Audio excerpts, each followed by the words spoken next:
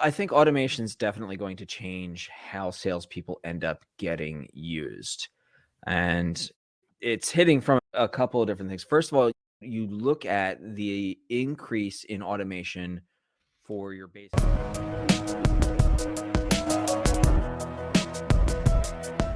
Hey everybody, Jason Cutter here. Welcome to part 3 of my conversation with Dr. Dennis D. Are you ready to talk about the future of sales? Oh, I am so ready for this part. All right, so I'm assuming now that people got the message from the previous episode to make sure to check out all of the episodes. But for the few people who might have just skipped to this, they want to know what's the future and who's this guy. Dr. Dennis DiPasquale is professor at the University of Florida's Warrington College of Business Sales program. The University of Florida's part's easy to remember. The other part, it takes me a little bit.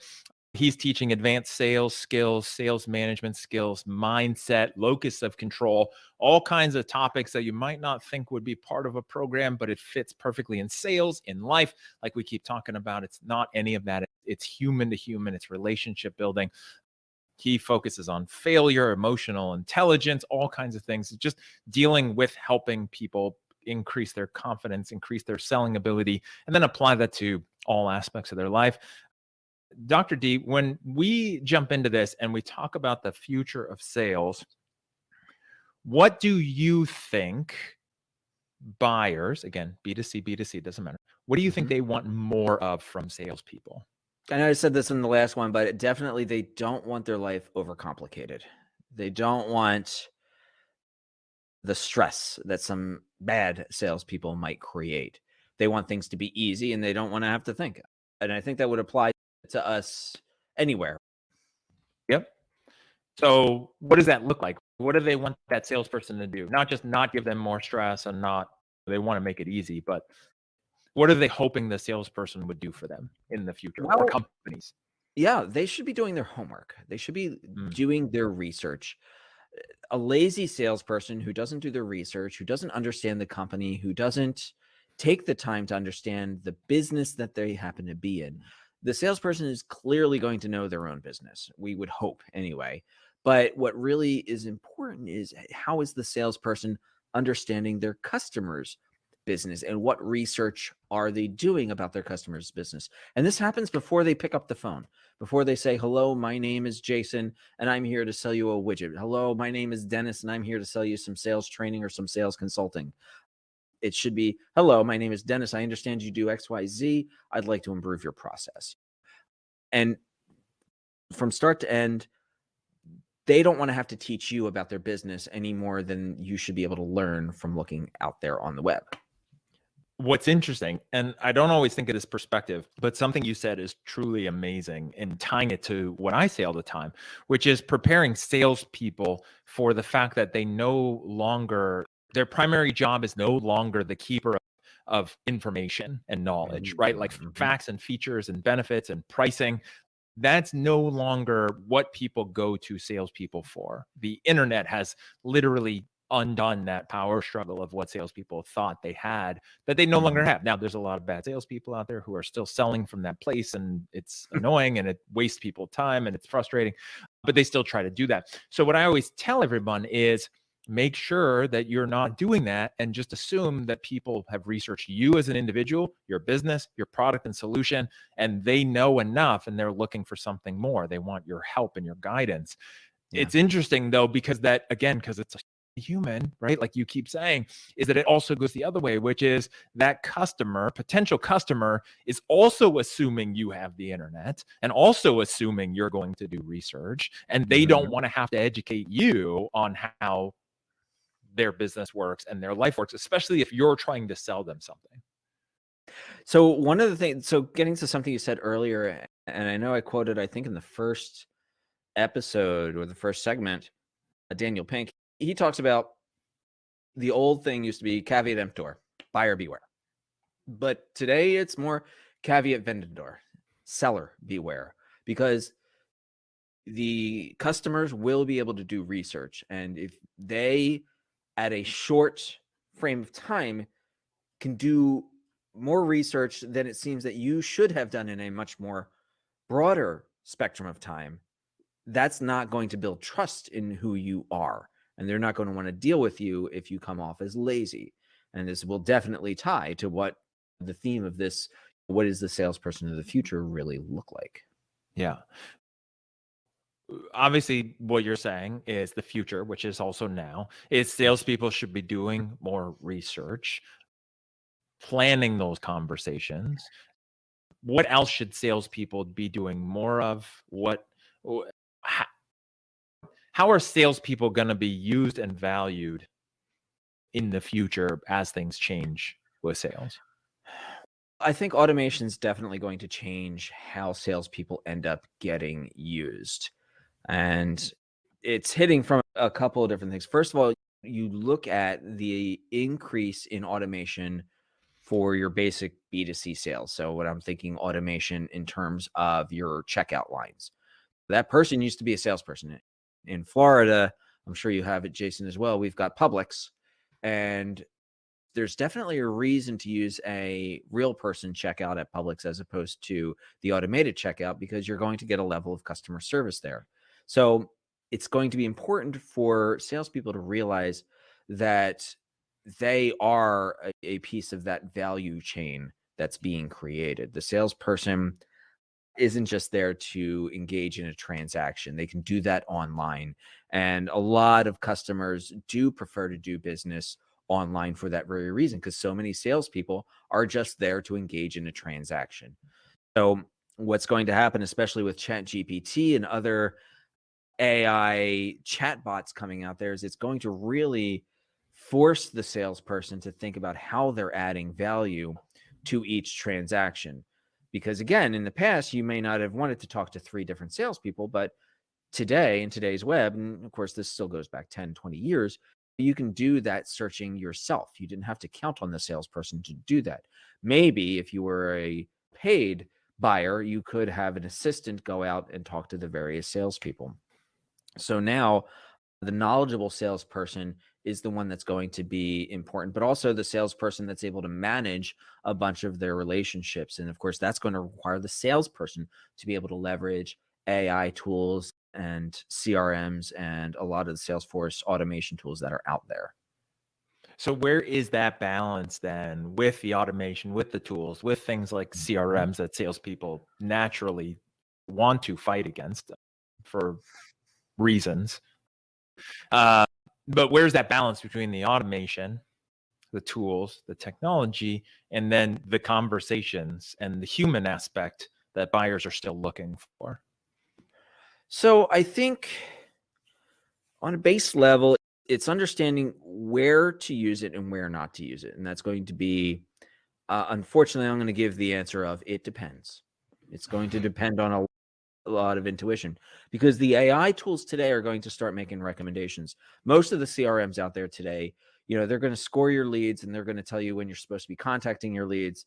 But a little nugget of knowledge in your head should be able to say, okay, the CRM doesn't know that I got a text from this person and I responded to Mm. it because this, so I'm gonna ignore it. Or the CRM doesn't understand the customer the way I understand the customer, and I know that the customer still needs another month, or the customer prefers for me to reach out instead of for them to reach out. So that's going to be, I think, a piece of it. How do you, with your students, and then with companies, or how would companies with their salespeople make sure that the salespeople understand that balance with technology and automation and scale and leverage, but then also not over leveraging and being like, I'll just text everybody, or I'll just email everybody, or let me just put it in this sequence, because if let's just play the numbers game, and if I take enough swings, eventually it'll work. Mhm. It's interesting because I think that intuition comes from time and observation. There's been a recent increase in discussion about apprenticeships and taking your time to learn from people that are older than you. And I think there's still some value in making sure that you're mentoring under people who are going to help you see the limits of the CRM. Hopefully, they themselves aren't so old that they're against the CRM itself, but they see the value of that, but they also see the value of the human connection, and they can make that balance. There are people that will put way too much stock in the technology, Mhm. and That's just as dangerous as not putting enough stock into the technology itself. Short version of that answer is time, and learn from someone who's successful, who understands how to read people so that you can start reading from them. Don't be so eager, this is for the students especially, to just jump into being that seasoned salespeople. Don't be afraid to have conversations about these customers that you're having that could be vexing you, that you're not sure about, before you go out and do it. And of course, don't overthink it at the same time. So apprenticeship, mentoring, learning from other people, finding the value, learning maybe, and this is a conversation we haven't had yet, but that balance of the art and the science of Oh, it, yeah. which is really what I hear you talking about. Like there's the science of we do this, then there's the art of this person likes it this way, this kind of person I want to have this conversation with. There's that whole different topic. What or how would you help somebody with picking a good mentor internally or externally, such that it's not that person who dislikes the CRM and just wants to wing it and just wants to like take notes on the yellow pad and just do what they've always done? And the reason why I say this is because one of the things I caution companies against is the classic shadowing model. Hired a new person, put them through some training, sit them down in the desk next to their seasoned person who's doing well, and then have them show them how it's done. They will inherit the good and the bad of that person. So it can be super dangerous, shadowing, mentoring, that kind of stuff. How do you go about that, or how do you set it up for success? I think it's important for companies to set that shadowing up and to set up some sort of mentoring program. But I think it's important for companies to also encourage the employee, this is in and out of sales, to find their own person, to walk the halls. And this is why I'm very against remote work, by the way, because what is a mentor? And the crux of that question is not in the definition itself, but the philosophy of mentorship. Simon Sinek said it well when he said a mentor is probably going to look more like a friend, where people are learning both ways. And that's only going to come from a properly developed relationship that you're able to set up. And that's only going to develop if you're able to have conversations. And eventually you hone in on this one person that you're able to have constant conversations with. And they're going to want to learn from you just as much as they are going to want to teach, and vice versa.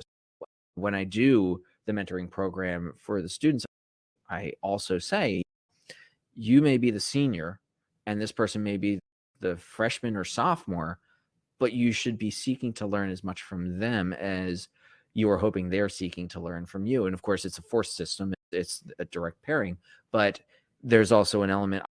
I don't stress if I see mentor pairs switching up, because I know that they're finding the right person for them. And the only person who can figure that out is the person who's seeking the mentorship, and even the mentor themselves. And I want to really underscore that there's not just in value in being the mentee, there is value in being the mentor. It just, in all sorts of vectors, down to career satisfaction and whatnot. When we look at the literature, now I'm leaning on the research for this as opposed to the experience, but the literature shows that mentorship is important for the later career stage development. It's beneficial for the organization to have mentorship because it lowers turnover and increases the knowledge that passes up and down the organization.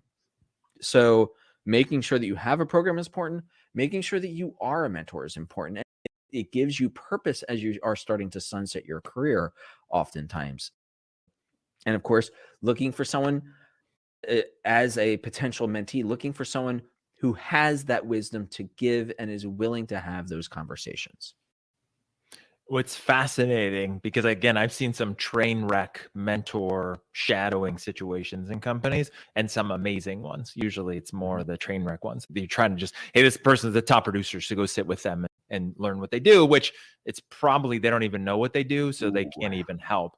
But one thing that you said that I absolutely loved, and it was super quick, but it ties into what we talked about in the first two conversations, is the mentor learning from the mentee and being open to learn. And that's the same things you're talking about and I'm thinking about in conversations with potential customers and clients. Is you're open, you're curious, you're empathetic, you want to learn from them. Like, I love talking to potential clients and then learning from them, learning about life, learning about books, learning about their business, learning about things that I can use. Like, it's why I do this podcast. It's super selfish. If anyone tunes in, that's great. But for me, I just want to learn from you, Dr. D. I'm super curious, and this is great, right? This is about me getting stuff from you and learning from you. And that kind of salesperson on your team is going to approach that relationship the same way they approach the customers in that way, right? If they're just talking and explaining and old school, who cares about you, just buy my product, I promise they're going to be a terrible mentor. Now, here's something to think about. You said just pairing someone up with a top performer. Top performers may not make a great mentor, and especially if they've only been a top performer. Some of the best mentors are going to be the people who've struggled at some point in time and figured it out. Find the person that has failed, find the person that has fallen flat on their face, and you're going to find someone who understands the struggle, even if they don't understand the same struggles that you have. I love it. I think that's great. I think that's so important as well. And I think one of the challenges with sales and the sales model within companies is hire somebody, get them to know the product as quickly as possible, and get them to make us money as quickly as possible as an employee. Some of them are longer, let's say pharma, for example, they might have longer training and shadowing and this longer thing because it's a longer career. But usually it's like, hey, here's your wings, leave the nest, good luck, and maybe you'll make it. Versus apprenticeship, when you said that word, I'm thinking of other industries, careers, just things where it's like, you're going to apprentice for 2 years and then I might let you go be on your own. Sales, that's not a thing. And so, like, how do you shift that? Like, where is that balance? What do you, obviously every industry is different, every product is different, but like, where do you find that balance? Because salespeople and companies do not like not spending money or spending time on revenue generating activities, right? They dislike training, they dislike coaching, they dislike anything where the players aren't on the field trying to score, but it takes that kind of background stuff. So where is that balance, or what have you found works? Well, it's a matter of tweaking and understanding intrinsic motivators and rewarding that. When it comes to the salespeople, one of the other things is important is that training has to happen while it's happening. You can't just train and throw them out. You got to help them understand the failures that they're experiencing. Again, where mentorship would come from. When it comes to working with those salespeople and those mentors, who again are going to be taken out of their selling time, you would hope that you're hiring people. So it goes to the hiring stage. You're hiring people with that intrinsic motivator of not just wanting to make the sales, not just wanting to benefit the company, but also wanting to give back to other people as well. And hopefully seeing the long-term benefit of their career. And that's really a tough one, is how do you hire on long-term orientation as opposed to short-term orientation? Topic for another episode for us to do together on hiring and recruiting for that, for sure. Last question that comes to mind. So obviously there's technology, there's AI, you mentioned ChatGPT, there's all these things. I know this is a softball. I already think I know what your answer is, but do you ever see technology replacing the need for salespeople? The grocery store example, where at some point, could everyone just get used to checking themselves out at the grocery store and doing that? Do you ever see that happening with sales, and or where's the value of salespeople that technology is not going to replace? It'll replace the bad salespeople. And that's just, if you had asked me about 3 years ago, I would say, nah, not at all. But ChatGPT, when I finally exposed myself to it, really opened my eyes as to what the potential for chatbots are going to be, and not necessarily in terms of sales. Right now, most chatbots are more annoying than anything else. If you've ever tried to have a meaningful conversation, conversation with a chatbot when you're trying to actually talk to a customer service representative. It is my version of hell, by the way. But eventually, a salesperson is going to need to be able to leverage something like ChatGPT and those bots. DJ Sebastian wrote a book in 2019, The Selling Revolution, that really spoke to this. And I'm going to be honest, when I first read that book, I thought this guy was on LSD when he wrote it. I just was like, this is what he thinks is going to actually be. Okay. And as I started playing with ChatGPT, I started to actually see what he was talking about. And going to be honest, I've come around to seeing what he says. And to summarize, I would encourage a read, but to summarize, he says, artificial intelligence will essentially become the digital assistants for a salesperson. Now, ChatGPT has its own limitations just because it's meant to be a test bed. So data is old, for example.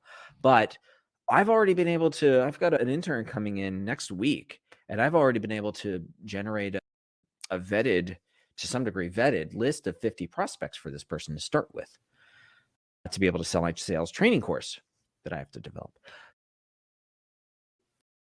Beyond that, to be understanding that ChatGPT has an artificial limit set to it, this program, if it didn't have that artificial limit, I could say, start telling me about company X, give me all the data for company X, and it's going to be able to parse all the data for company X.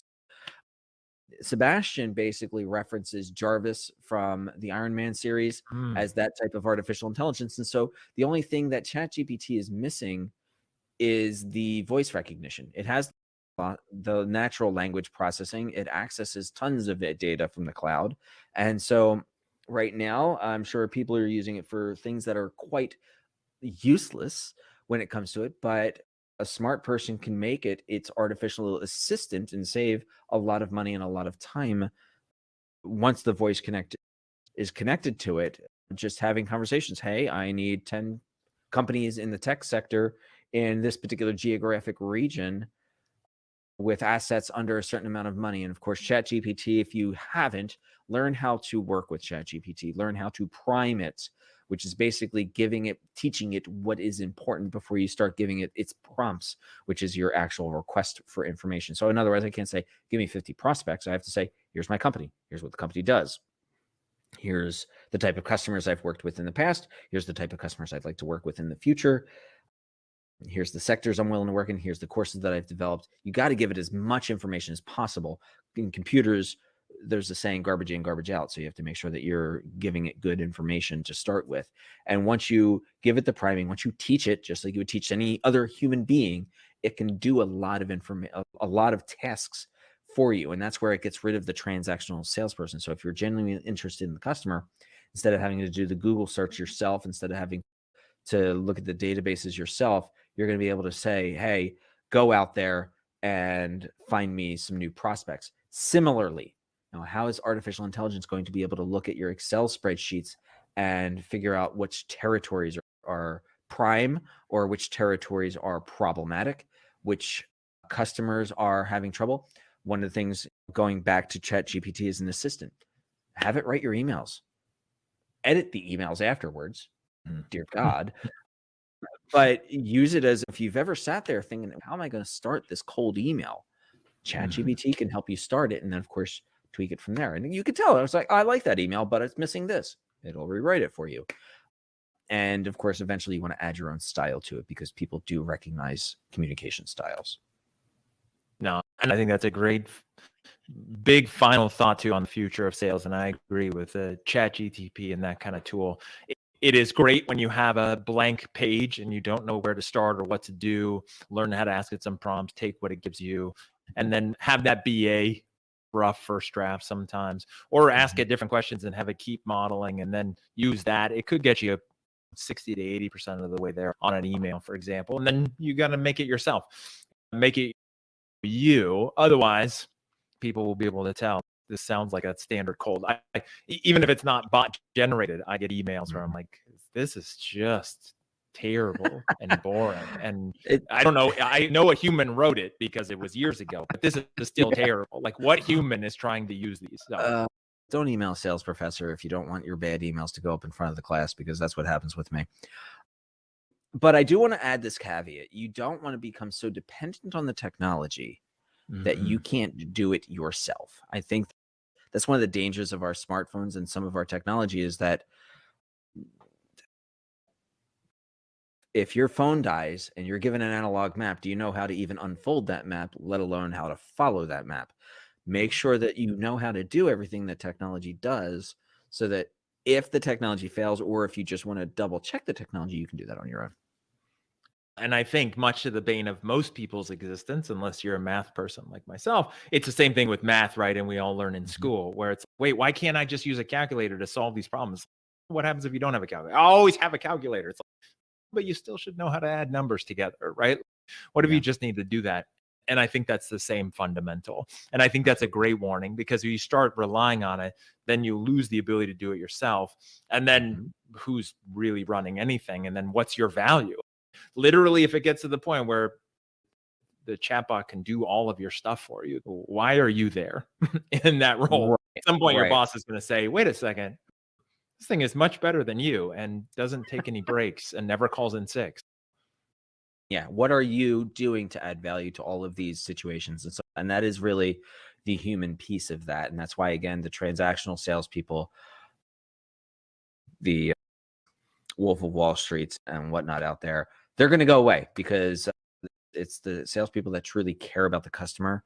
That's the one that's really going to succeed in the long term. I love it. Great place to end. Dr. D, for people who want to connect with you, LinkedIn, Dr. Dennis D, your website, drdennisd.com, TikTok at Dr. Dennis D, YouTube channel. All the links will be in the show notes. Did I cover everything? Is that all of it? It sounds good. Yeah, absolutely. Thank you very much, Jason. I appreciate the time here. I'm so glad that you came on here. And again, I value these relationships. I value this time. I value everything that you gave to the audience and to me. If people could see behind the scenes here, I'm taking tons of notes because there's so many things that you said that I think is valuable and gems to people in sales leadership. And again, I'm truly grateful for your experience that led into this, that then led into what you're doing for the future of sales and helping shift it.